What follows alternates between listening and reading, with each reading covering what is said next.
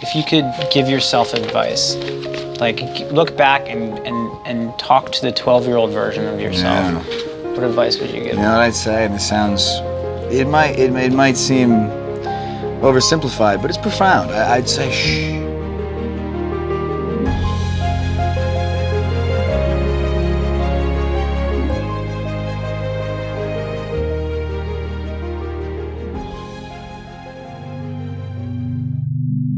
I'm Chris Evans, I'm an actor.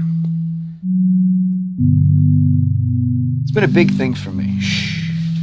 You know, it's so funny how noisy my brain is, and everyone's brain is noisy. It's what it does. It makes thoughts. And the problem is, I think in most of our lives, the root of suffering is following that brain noise and listening to that brain noise and actually identifying with it as if it's who you are. That's just the noise your brain makes, you know, and more often than not, it probably doesn't have much to say that's going to help you. For Captain America, I read that you turned down the role a number of times. Can you just explain why? It was because it was a big commitment. They wanted 6 movies, and you know, normally you do movies one at a time. And if one of those movies hits and is a success, and your life noticeably changes, you know, your personal life, your anonymity, your privacy is affected, you have the opportunity to stop and regroup and go home and just, you know, make a decision from then on how you want to proceed with your life. The worry was, if this movie hits and there is a lifestyle change and I don't react well to it, I don't have the opportunity, the luxury to say, you know what, guys, I'm good. I think I'm going to go back to doing, you know, indies or maybe something else. You know, maybe in a couple of years I don't want to act anymore. I don't know. It's just 6 movies can be spread over 10 years, and you're making a decision for a decade, and it's not just a decision for you. If the lifestyle changes to a point where your anonymity is compromised, then it's really not your right to complain anymore. So if all of a sudden someone in your family ends up in a hospital and you're going in and out every day and someone's taking pictures of you and you complain, everyone's going to say, too bad, you made this bed, sleep in it. And that's a shame. And that's a decision you have to make and prepare for. This ripple effect isn't just going to be about me. And that's scary, you know, and you think, well, is there another way to get where I want to get without this? You know what I mean? If the strings attached are 6 movies, that's a scary loss of control that I just wasn't ready to process. And so I said no.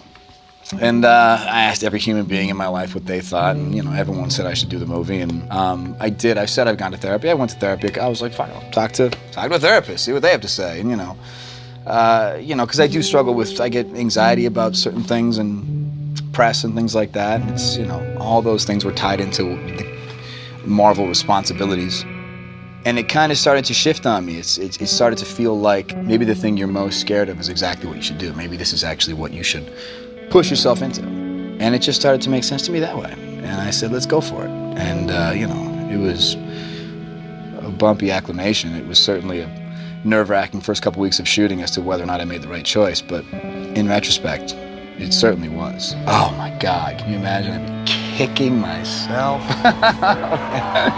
Oh, my agent's got, you know, a lifetime supply of I told you so's off that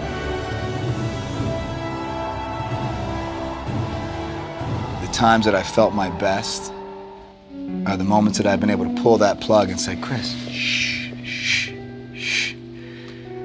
And it's not quitting, it's not giving up, it's not washing your hands of the thought, it's rising above it. It's operating on a separate plane. You can't dissect why that works, because the reason it works doesn't speak the same language that the brain speaks. You can't try and say, well, why shush? Because the shush is, you know, it's different. It's different. And when you just shh, yeah, it just feels good. And you're like, that's better. That's better. And I think back to all the amount of time I've probably spent suffering as a result of brain noise. Hours of my life wasted. Just shh. So that's what I'd say.